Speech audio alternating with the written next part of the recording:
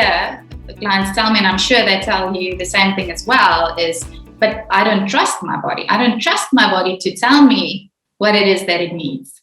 Of course you don't. Of course most people don't, right? Because they haven't tried, right? They've been so busy listening to other people and trying to trust somebody else that it's a journey. Mm-hmm. And it's scary at first. I mean, I really acknowledge the fear that will come up for people when they've been putting their trust in other things for so many years. But I would ask them, have those things served you well? Yeah. And they wouldn't be talking to me if they had, yeah. Right? If the diets had served them well, if the external advice had served them well, then they wouldn't be coming to my mindful eating class.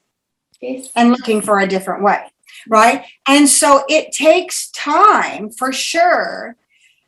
And it takes a little bit of trust, right? So mindfulness, some of the qualities of mindfulness that we cultivate, and I just wrote a blog about it. I'm going to post it tomorrow. And it's a very simple blog, but it's really just, sometimes I don't know what I'm going to write until I start writing it. I was going to write something completely different. And it's like, this is just what came out, right? And it was going back to just the basics of the qualities of the characteristics of mindfulness, the definition of mindfulness. So mindfulness, Jon Kabat-Zinn gave a definition that's used all the time. It's paying attention in a particular way, on purpose, in the present moment, without judgment. So let's break that down a little bit. On purpose, right? So there's this intentional component to mindfulness. We have to set an intention that I'm going to really try to be present for my life.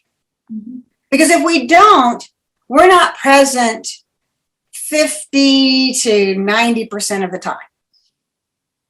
This is what the research and my anecdotal, evidence would say. I've asked this question to people for many years, and people are pretty shocked by that information when they first receive it, and they agree. I'm not present. I'm lost in thought, thinking about the past, thinking about the future. And when you do that, you're more depressed and anxious. Mm-hmm. Okay. Living in the present moment requires that you set the intention to practice being in the present moment, because it is not the brain's default. Mm-hmm. It's actually not the brain's default to be in the present moment, which I find fascinating, right? So to get the habit formed of being in the present moment so that you can listen to these signals from your body requires that you practice. And so I always encourage people to start a mindfulness practice, like a daily mindfulness practice where you sit and you pay attention to the breath. The mind wanders, you come back. The mind wanders, you come back. I mean, it's a pretty simple practice, but that's what I always teach people to begin with. There's other practices for sure, but that one is just so simple and so easy because you're always breathing. The breath is always present. And, when you start paying attention, you might take a deeper breath, which I probably need to do right now. But starting to train yourself and set the intention that every day I'm going to practice, even if it's for a few breaths, to train my brain, because the brain is trainable, to be in the present moment, right? So intention, so important. No matter what it is we're doing, is to set that intention that I'm going to do this. I'm actually going to try and become more mindful. Okay, number one. And we skip over that part sometimes. And we go straight to I'm going to be in the present moment. And that's where people kind of start and end sometimes when they're practicing mindfulness. It's just about being in the present moment. And it's so much more than that, right? That's part of it, but it's only a third of it. Intention is a third. Being in the present moment is a third. And then my favorite part is the last third, which are, Jon Kabat-Zinn said, non-judgmentally, we pay attention to the present moment. But I like to say it's with kindness and with compassion and with curiosity. And then there's all of these qualities of patience and trust, accepting, openness, allowing, beginner's mind.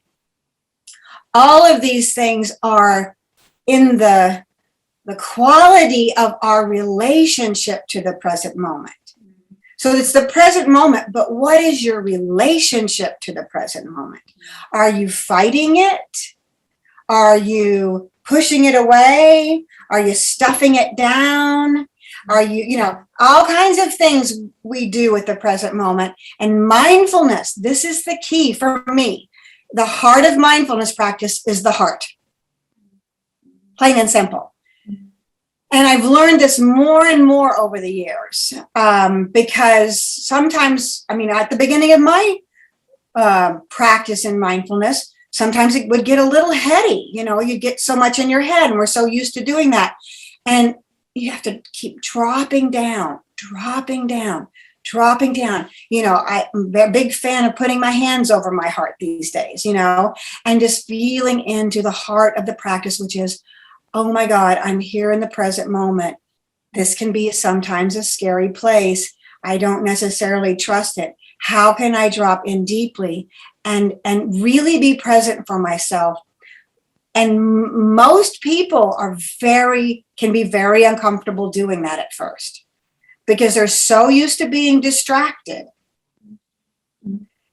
that stopping and coming into a moment of silence,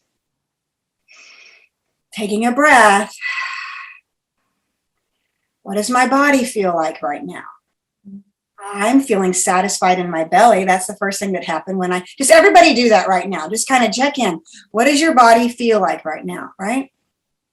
What are you feeling at the belly? That's a big place for people who are practicing mindful eating. Are you hungry? Are you satisfied? If you've eaten, how is that food settling into the body and being digested? Is it digesting well? Is it reacting to it? Oh, all kinds of things that you can be aware of. Did I eat too much? If I just ate, am I uncomfortable? Should I have eaten a little more? Really discover. And then what else are you feeling in your body? And just feeling the clothing on your skin, right? Feeling the air against your skin where the clothing doesn't lie. Places of tension, places of relaxation. Heat, coolness. We can really explore the body. And then what are you feeling? Right? Are you happy? Are you sad? Are you confused? Are you afraid? Are you curious? Knowing what we're feeling is also a really important component of our presence. And then knowing what thoughts are going through our mind, right? We have between 60 and 80,000 thoughts a day. Now that's scary. A lot.